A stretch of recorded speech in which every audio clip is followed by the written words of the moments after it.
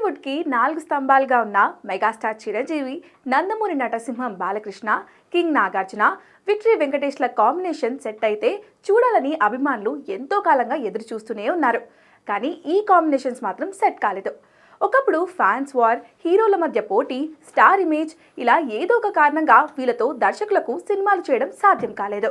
కానీ ఇప్పుడు టాలీవుడ్ మార్కెట్ పెరిగింది. స్టార్ హీరోలు కూడా మల్టీ స్టార్ చేయడానికి రెడీ అవుతున్నారు.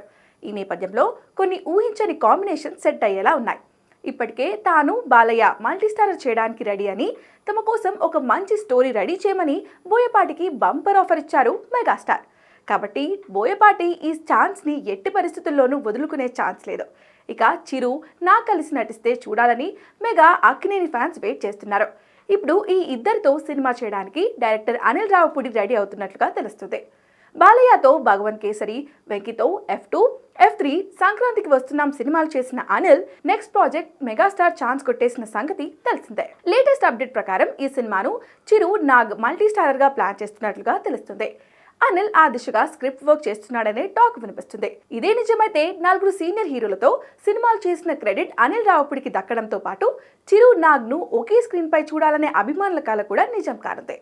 ఈ 4 స్టార్ హీరోల్లో ఏ కాంబో సెట్ అయినా సరే ఈ సినిమాలు టాలీవుడ్ చరిత్రలో చిరస్థాయిలో నిలిచిపోతాయి.